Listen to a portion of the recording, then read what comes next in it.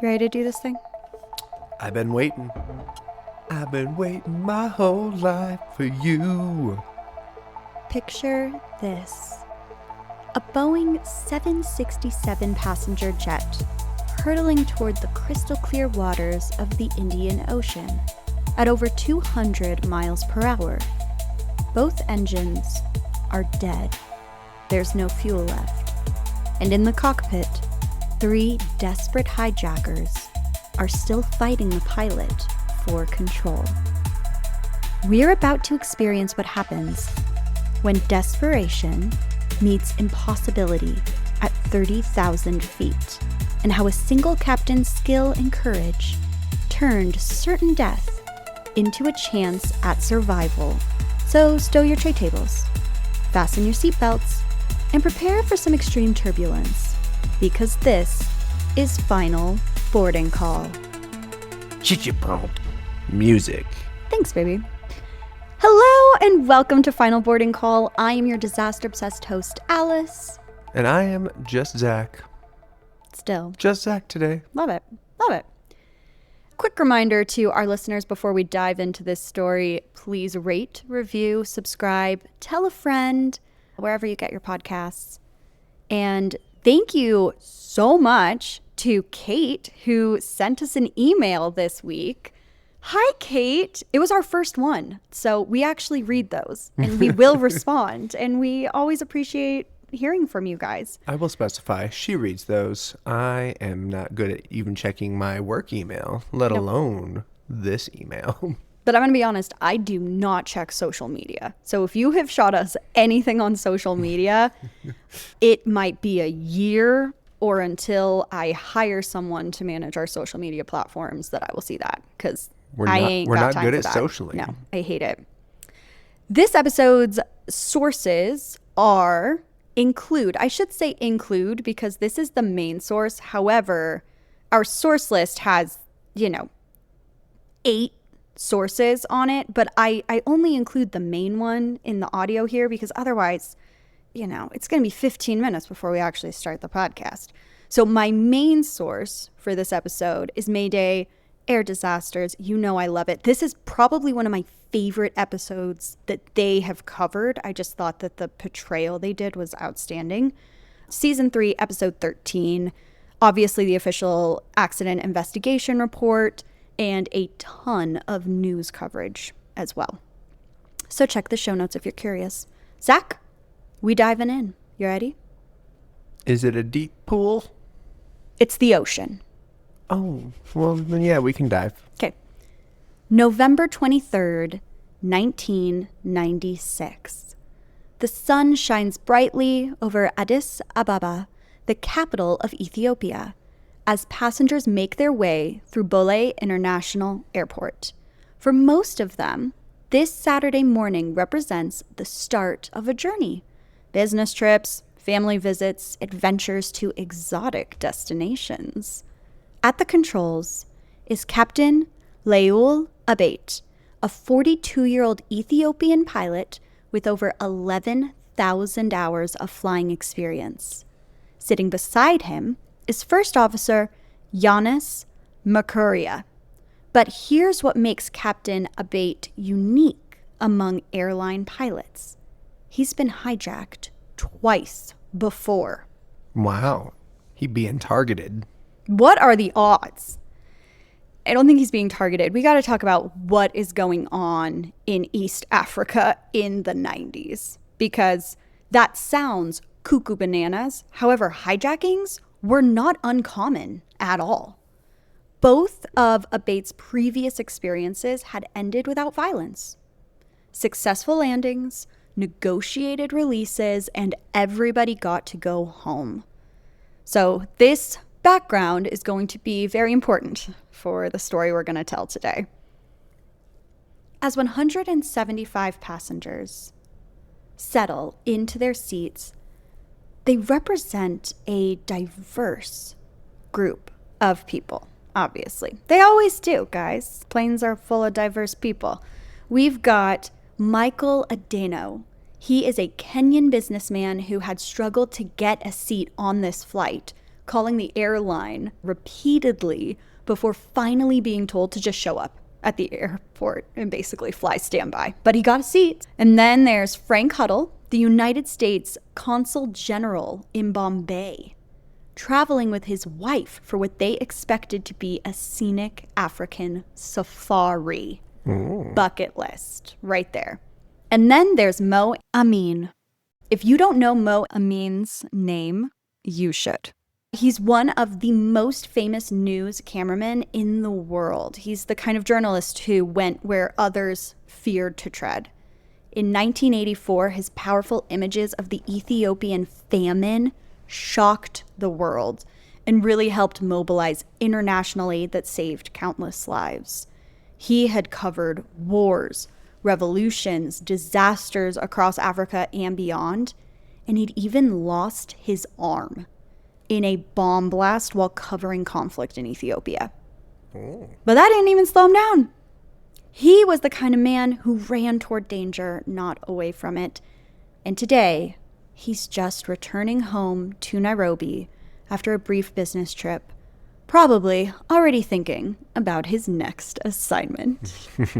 For this first leg to Nairobi, a flight of just over 500 miles, the aircraft has been loaded with approximately 3.5 hours of fuel. This is standard practice. You carry enough fuel for your planned route and then a little bit of bonus fuel in case of an emergency, but you do not carry an absurd amount of fuel over what your anticipated flight time requires, right? Because the heavier the plane, the worse the fuel mileage you're going to get. I am a little bit curious, and this is just the car person in me. Yeah. I'm curious what the shelf life is, if it is sitting in a plane for an extended amount of time or anything like that. I wonder if... That's interesting. I don't think they have that issue because they burn through it pretty darn quick. I know, but... But you, like what you're saying is you think that that is part of the reason why they don't I'm not fill her saying up? that I think that is part of it. I'm just curious what it is. The shelf life of jet fuel. Let's find out. Google it. Okay, yeah, you Google that. I'm going to keep going. Shelf life of jet fuel.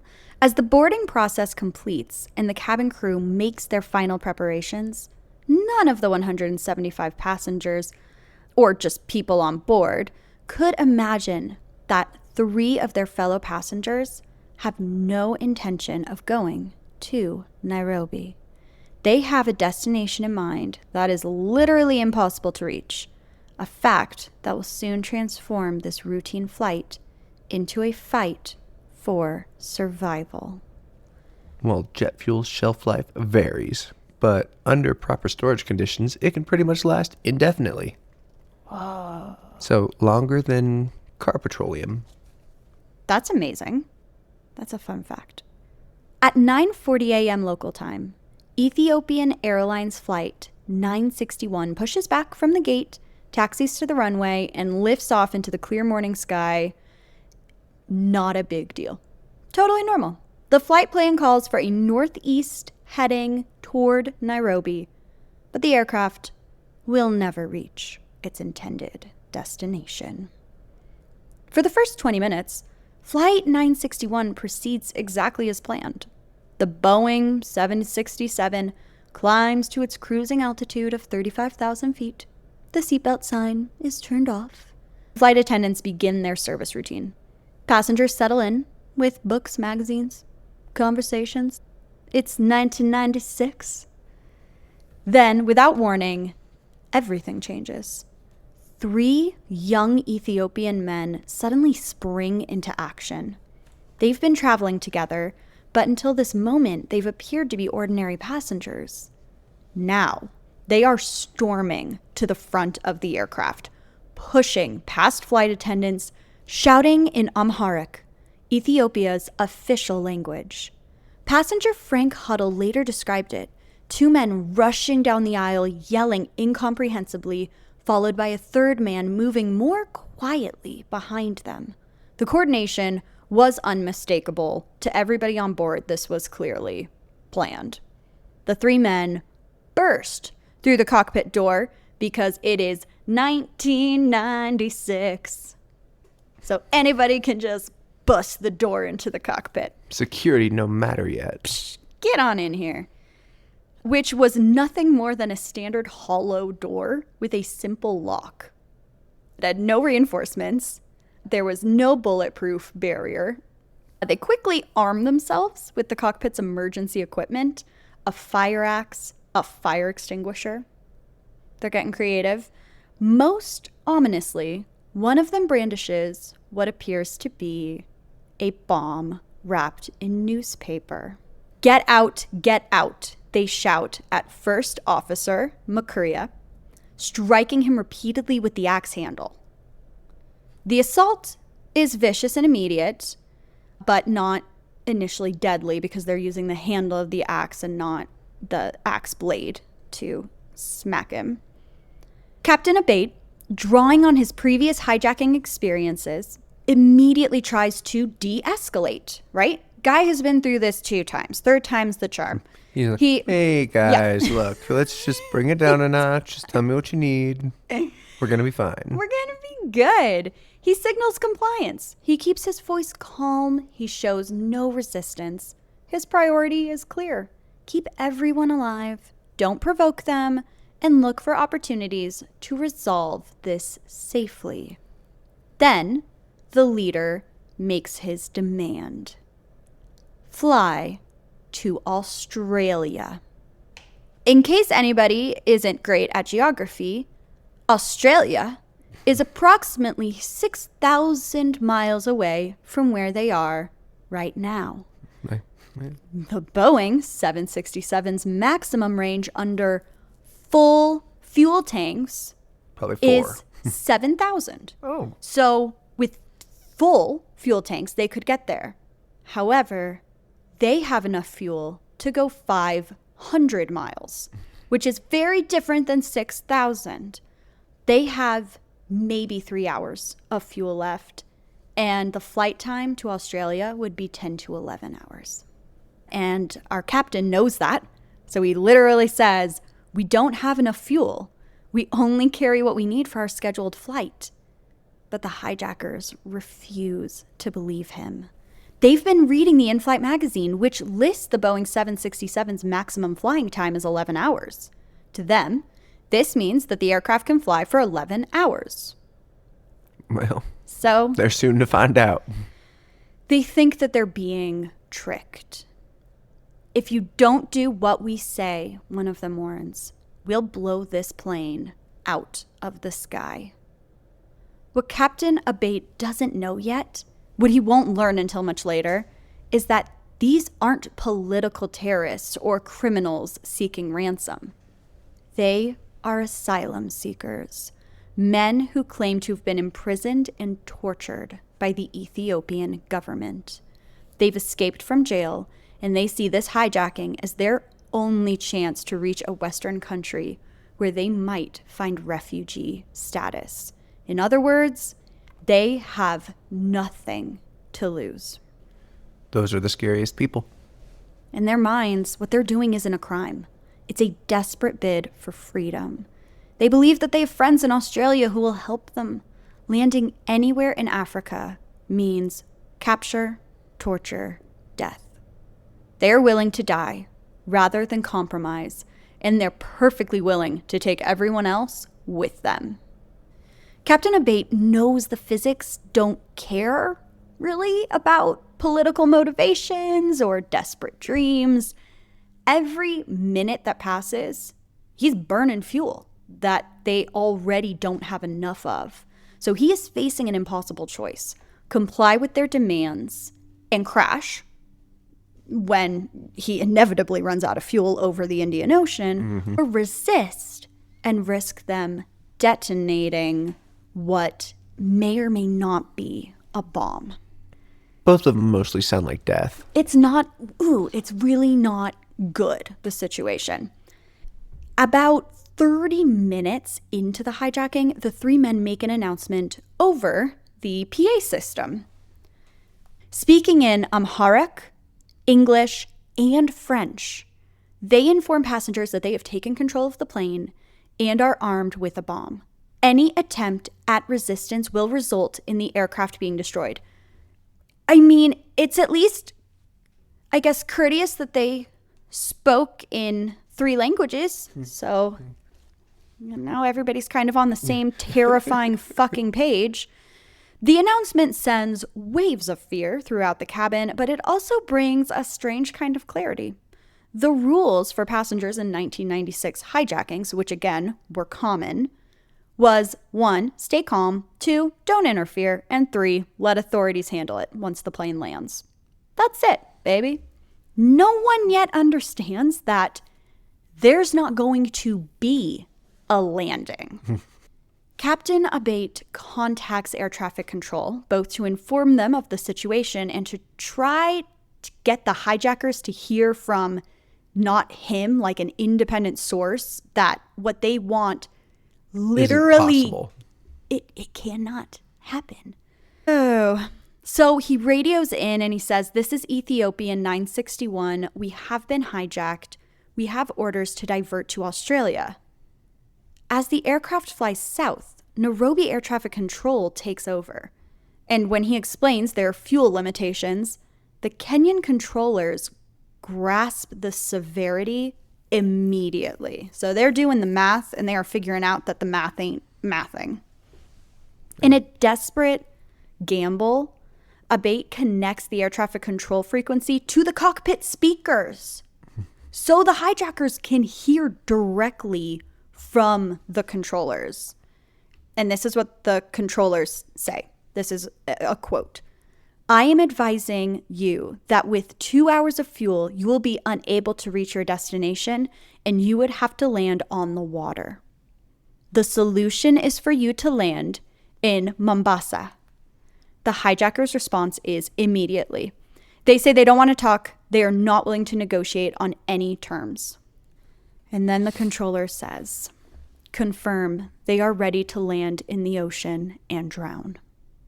Doesn't sound like a fun fate, but if they are actually, they've been held hostage and it's not a fun life. So you're probably willing to just do whatever. Oh, so we're going to call that a failed negotiation. That went poorly. The hijackers cut off all communication with air traffic control. From this point forward, Flight 961 is on its own.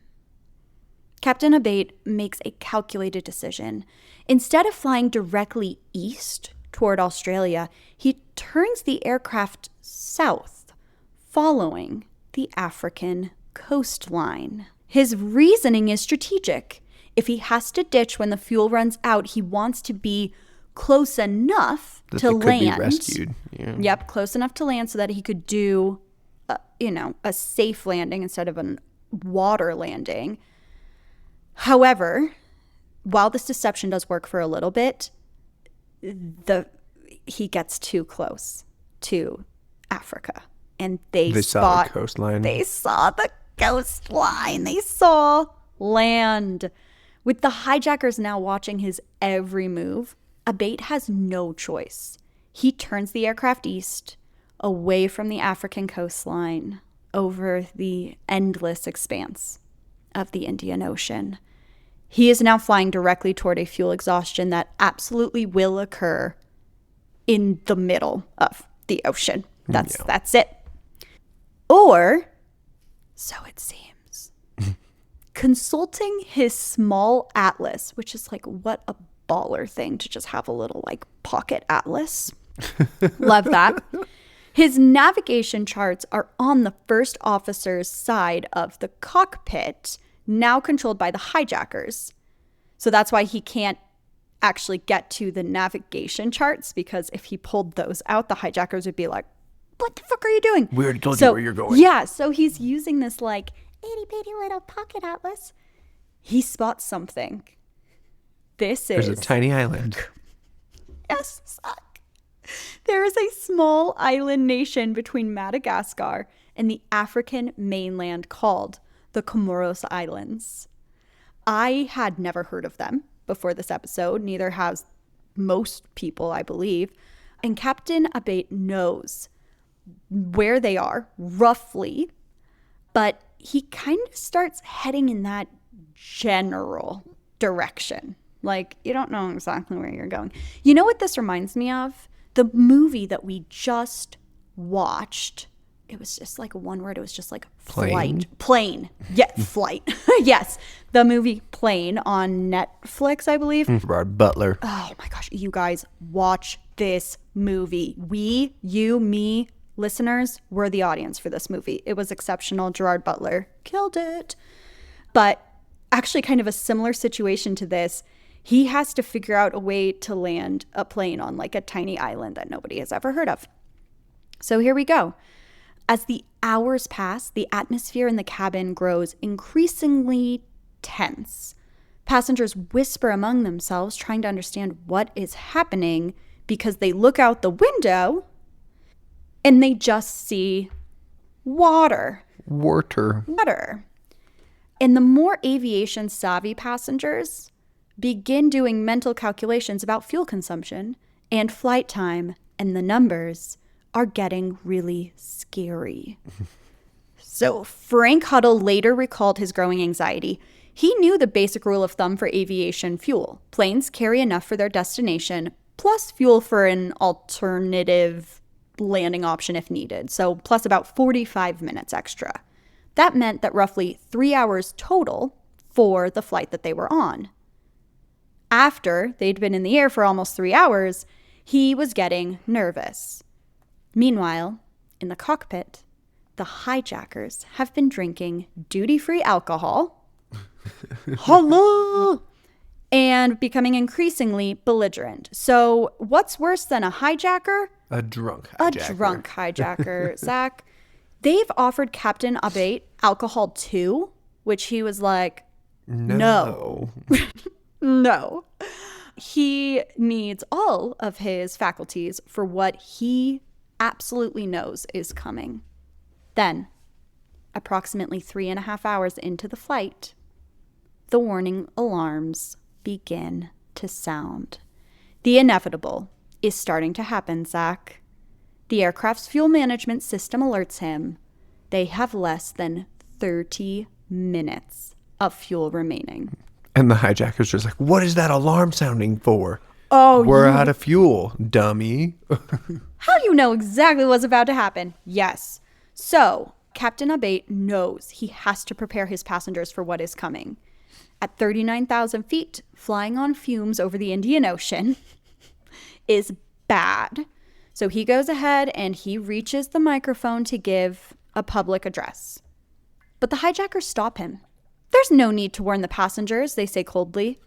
These men would rather die in a crash than be captured. They are perfectly willing to see everyone else die with them.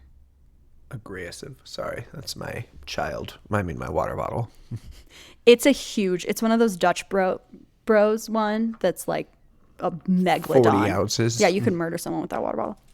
Okay, so the hijackers do not care if the passengers know or don't know. That's not their priority. However, Captain Abate, who is, I would say, in the top 3 baller captains that we have talked about on this podcast, he don't give a fuck, and he is going to make an announcement anyway. And this is what he says. Ladies and gentlemen, this is your pilot. We have run out of fuel, and we are going to lose an engine at this time. We're going to make a crash landing. Super fun to hear. I mean, I just have to have enormous respect anytime a pilot is completely transparent with the passengers. The announcement, however, does hit the cabin like a physical blow. Suddenly, the whispered conversations and the nervous speculation give away. Frantic screams. They're going to crash into the motherfucking ocean. Flight attendants immediately begin emergency procedures, shouting directions. Put on your life jackets. Do not inflate them inside the aircraft. And folks, if there is one thing that you take away from this episode, don't inflate on the aircraft. We are going to learn just how important that is later. But do not inflate your life jackets until you are outside of the aircraft. Remove your shoes. Nobody likes wet socks. Take those off too. I don't know if that's why, Zach, but yes, if you're a weird texture guy like Zach, you don't want those. And brace for impact. Look, I'm not weird, okay? Nobody likes wet socks. No, just like nobody likes wet denim. That's Denim, the worst. denim. Then the first engine fails. The right engine, starved of fuel, shuts down completely. The change in sound is it's noticeable instantly. Instead of the steady roar of two engines, there's now only the deeper, labored sound of a single engine that is working real hard to keep the big old airplane up in the sky. With only one engine providing thrust, the Boeing 767 slows down. At high altitude, this creates a critical problem. The wings can't generate enough lift at the reduced speed, and Captain Abate has no choice but to begin descending to thicker air where the wings can work more efficiently. Following standard emergency protocols, Abate starts the APU, which is the Auxiliary Power Unit, which is a small generator that provides electrical power when engines fail. Is it sounding like a data center yet? But the APU can't provide hydraulic power, which means the flight controls become really heavy. Anybody who's ever driven a car with no power steering, you will know that, if you're going slow and you're trying to turn the wheel, it's a little harder. I can only imagine how much more dramatic it is on a plane, though, because as the car is rolling, you have less resistance and it's easier to steer. On a plane, you have to create drag on something. So you are forcing something up into a couple 100-mile-an-hour winds, and that's just dramatic. You're absolutely right. Yes, it is infinitely more challenging. As the aircraft descends through the atmosphere, the tiny islands come into view. What? It's like sick. It's a miracle. There is an airport at Moroni, the capital, on the island of Grande. It's their only hope. It's gone down 1,000 feet, Captain Abate explains to the hijackers. When the engine stops, it descends. It will descend whether you like it or not. Because the hijackers now, as you stated earlier, Zach, they're like, whoa, what are these sounds? Why are we going down? What is happening? And Captain Abate's like, dude, I told you this whole time exactly what was going to happen. Now it's happening. No, this is what it is. Yes. Eat your pile of dog poo-poo because you made it. However, our drunk hijackers are beyond reason now. They are fighting him for control of the aircraft, thinking that he is doing something to shut off the engines or take down the elevation of the aircraft. And they end up disconnecting the autopilot.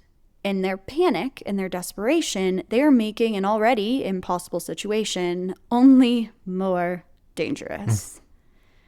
Realizing his passengers need to know what's happening, he makes another announcement. So here's Captain Abate. Ladies and gentlemen, we have already lost one of the engines. I ask all passengers to react to the hijackers. Thank you. Oh, God. Now, you, Zach, Perfect. started laughing. What do you interpret that to mean? Come restrain them so I can try to land this plane. 100%.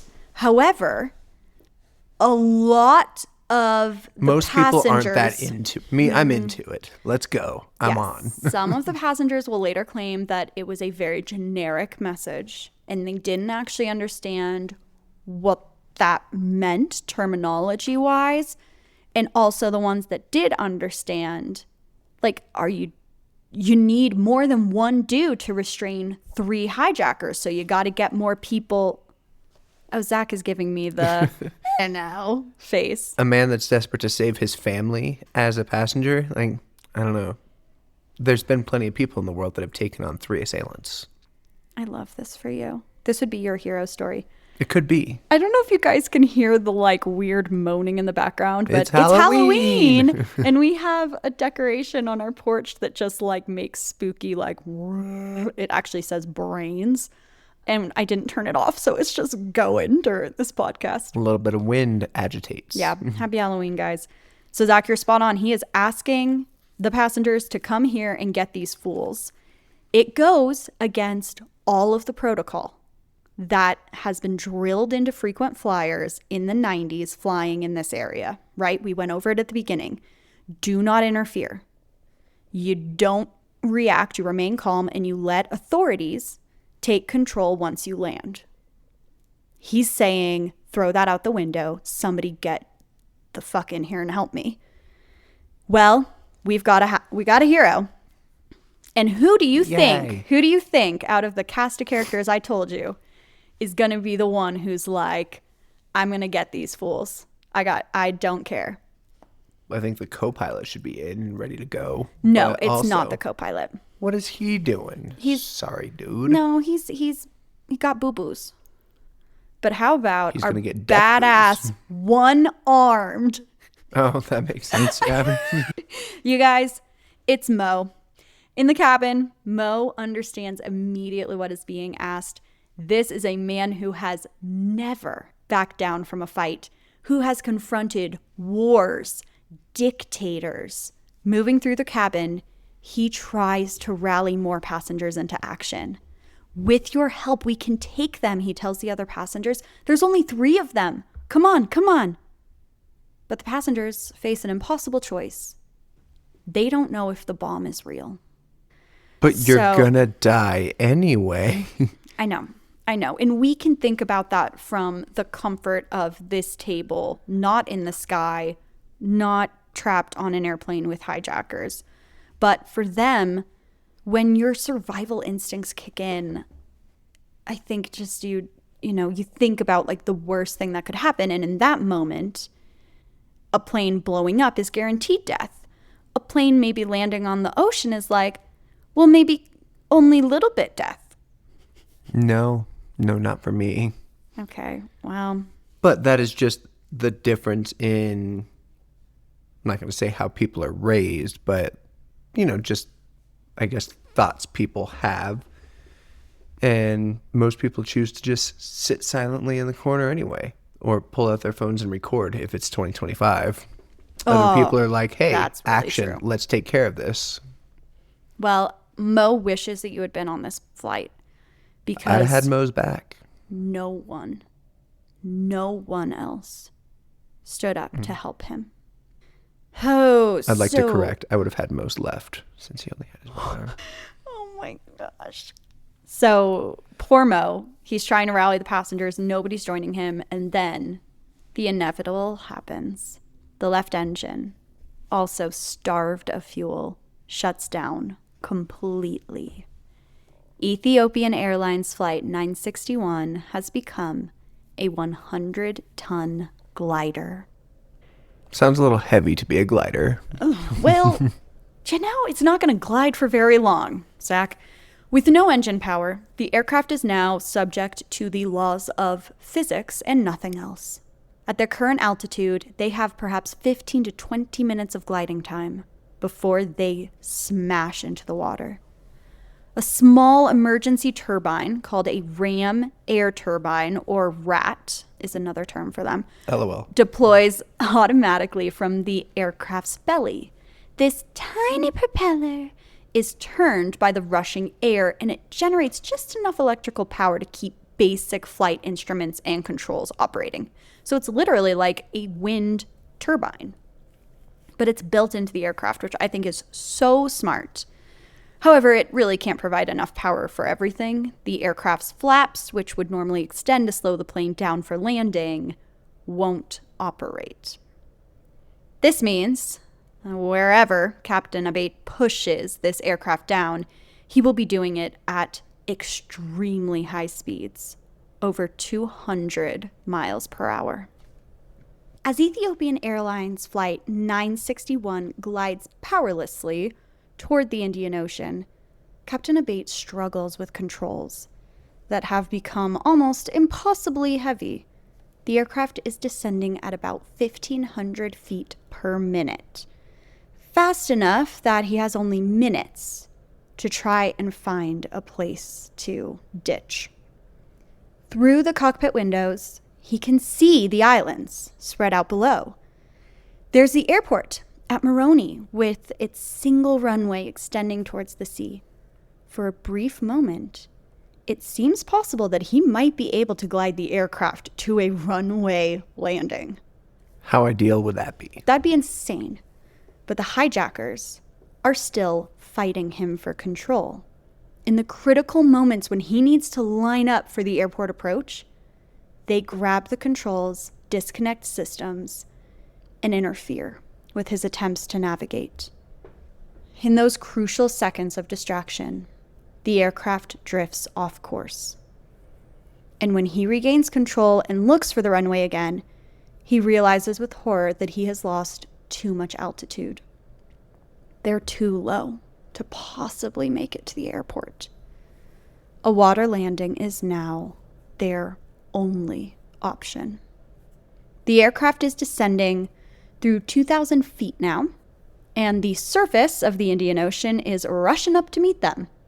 Captain Abate has perhaps 90 seconds to execute the most difficult landing of his career.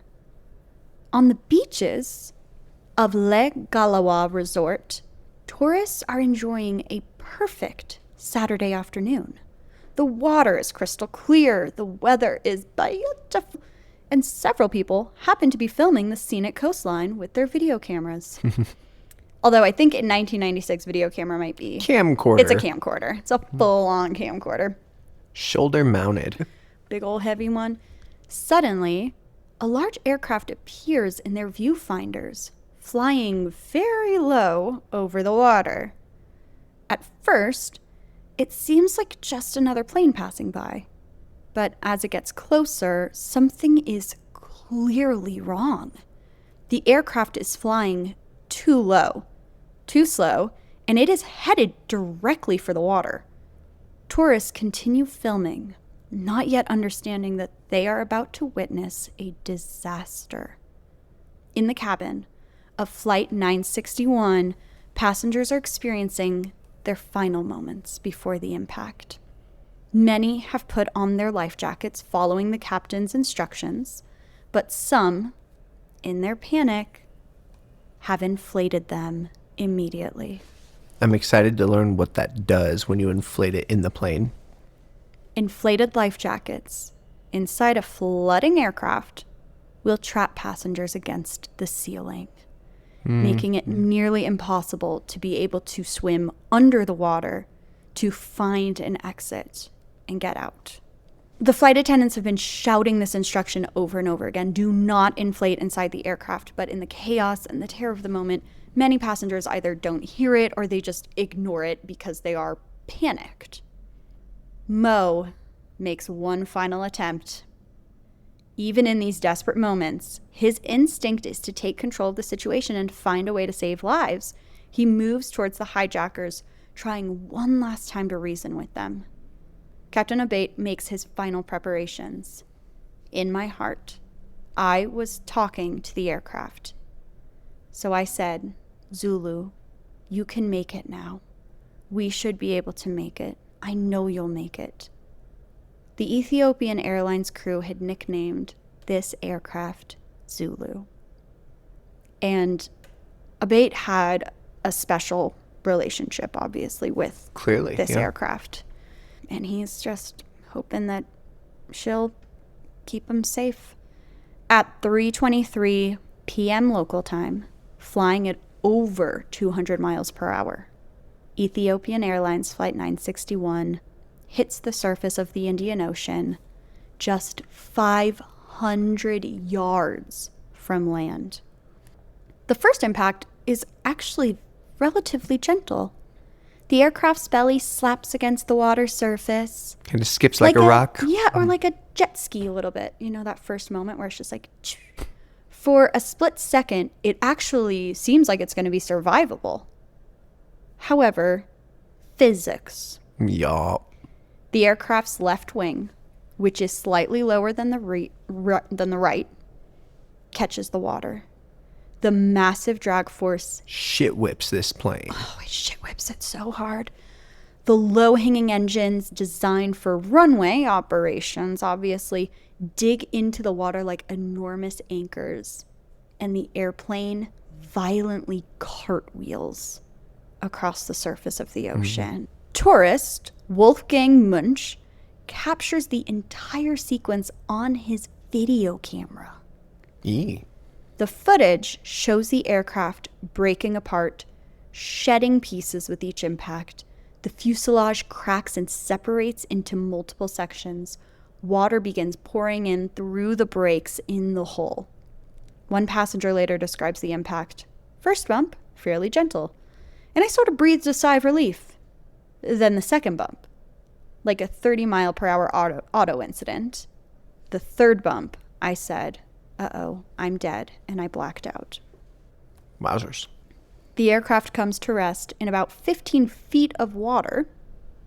So, not too deep. No, that's not bad. No. Broken into several major pieces. The cockpit section has separated from the main fuselage. The tail section is broken off. But incredibly, large portions of the passenger cabin remain relatively intact. So who's going to live and who is not? That's my curiosity. A plane, if you're considering the underbelly and everything, at 15 feet, none of them should be fully submerged if it's upright, I suppose, or sitting, normal, flat. All right, I'm going to show you this video real quick because it's only 15 seconds long, or 12 seconds long. Don't take too much of my time, please. Yeah, I know. Okay, here you go, baby. Is this footage of it? This is it. I wanted to see it after the water stopped splashing so much. Oh. You can't. It's fine. Sorry. Why don't you have a perfect video from 1996? Yeah, no, I'm doing the best I can here. Okay. Passengers who remain conscious after the impact find themselves in a flooding aircraft. Those who inflated their life jackets inside the plane are immediately danger because the jackets are going to push them up against the ceiling as the cabin fills with water, making it nearly impossible to swim down and out through the emergency exits. So they aren't in a ton of water. However, it's enough that it's going to fill up the entire cabin. With a Kenyan businessman who we talked about earlier. So desperate to get on this flight.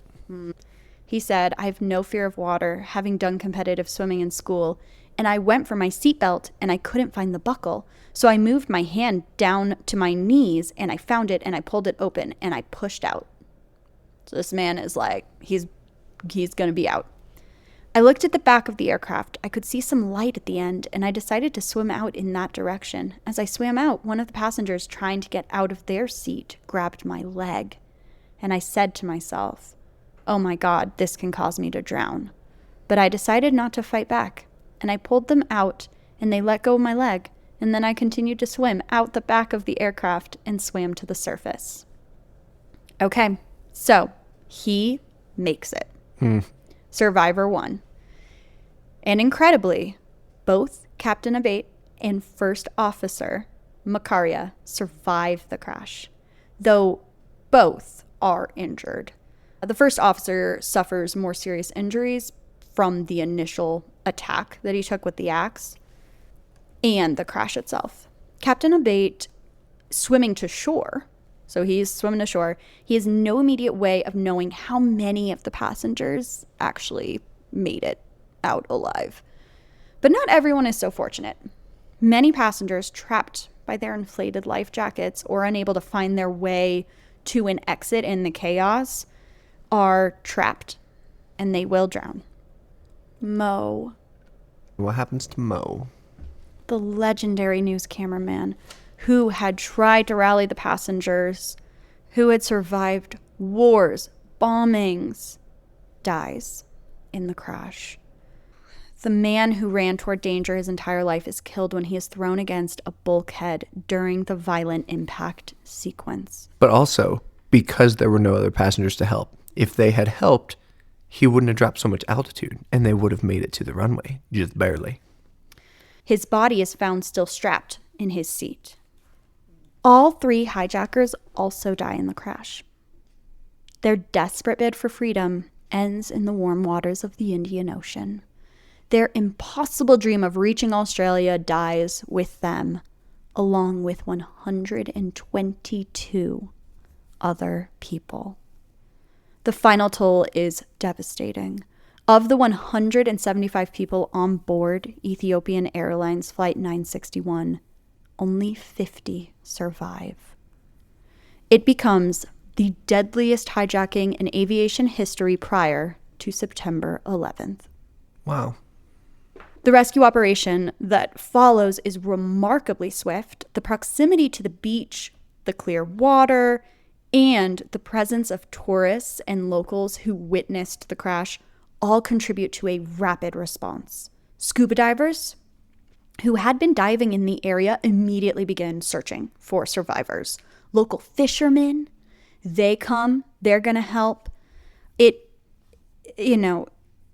Everybody is kind of getting on board to try and help with this crazy situation. I think that's an important thing. It's emergency services exist for a reason, but it's not instant. Like, people need to help people. So true. And I don't know why they don't more often. I know.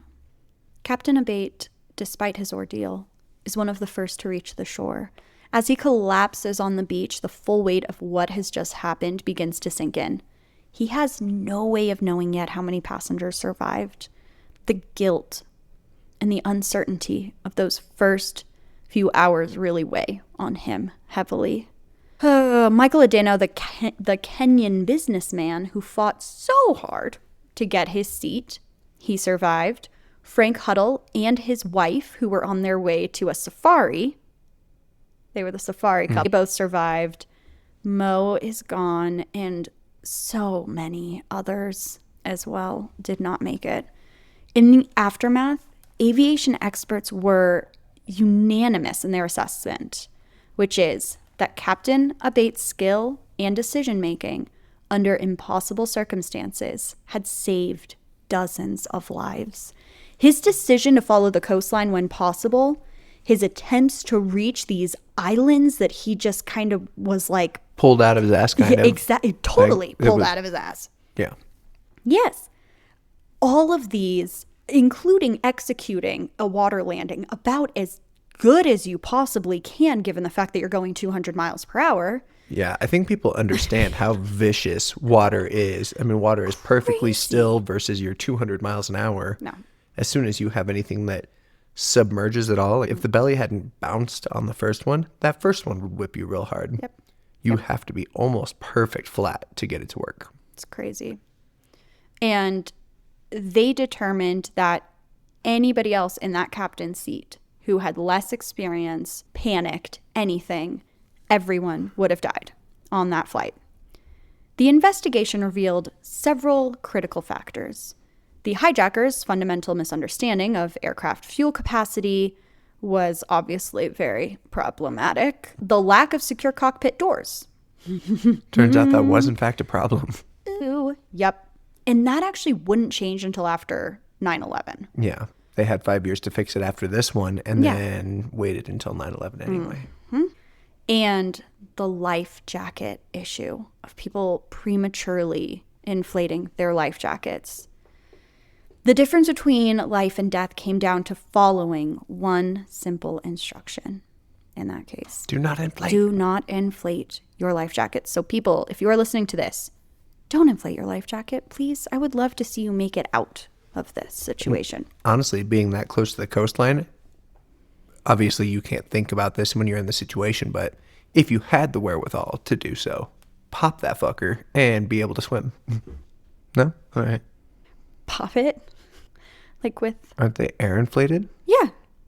So yeah, puncture it, let the air out so it's not trying to drag you to the ceiling. What are you puncturing it with? I don't know, find a pen or something. My keys are always on me. I could pop one with those. Zach, you guys, find Zach. That's really the moral of the story. If you're in a crazy situation. Like I said, nobody could think about it in that situation. But let's hear what happens to our captain and our first officer.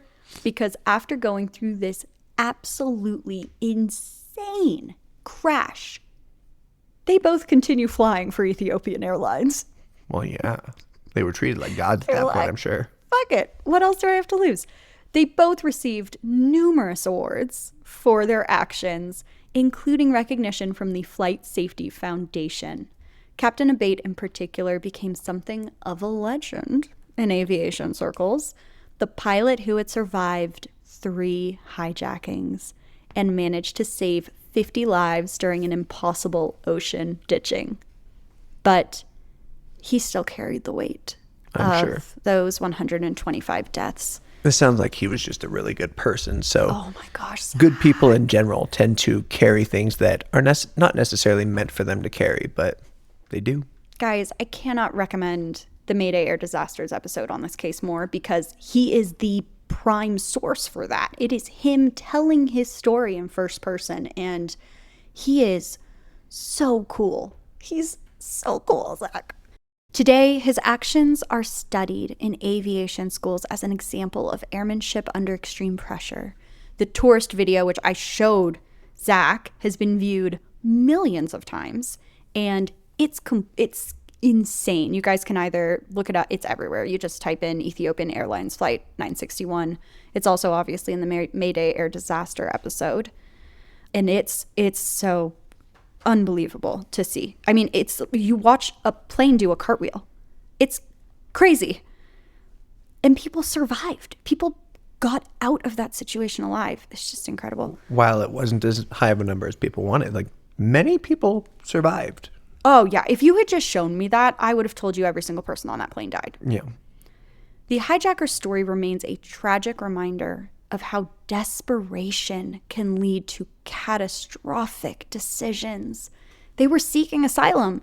They were seeking freedom from prosecution.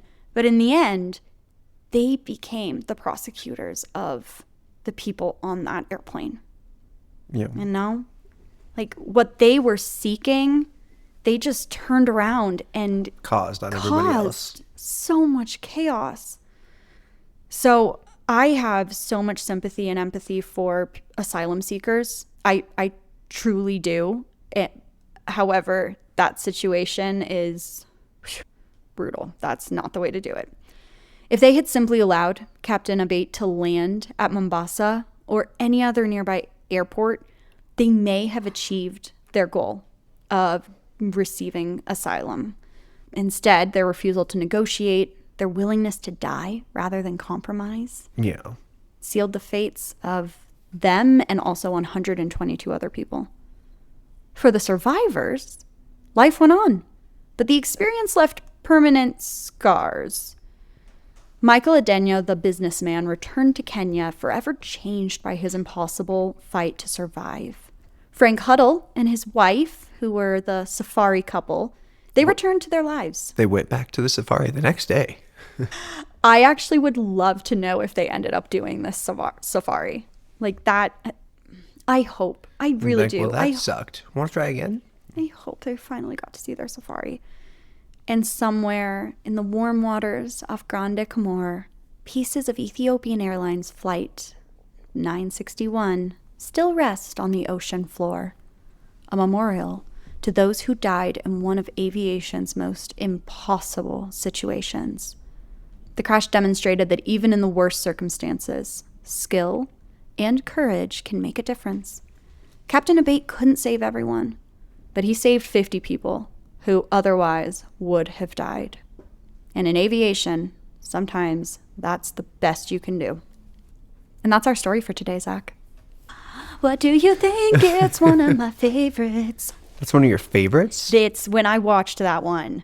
Okay, so I usually am doing chores while I'm watching Mayday Air Disasters. So I'll have a notepad next to me so I can write down notes and take away key things. But then I'll also be folding laundry. That's my favorite one to do. This episode was so captivating, I stopped folding laundry. That's why my laundry wasn't done? What is the matter with you? I just want to clear that Zach does every other chore in the house. He cooks and cleans and does dishes. And the one thing I do is fold laundry. She's very OCD about it. In fact, it is still very warm from the dryer when she is hanging it up and folding it. I am not a laundry stay in the basket kind of person. Which is the hardest thing in the world for me. Well, this episode was so unbelievable that I I let the laundry get cold. Boom. How dare she? Okay. If you liked this episode, if you found this to be interesting, go ahead and follow us so that you know when new episodes come out. They come out on Wednesdays.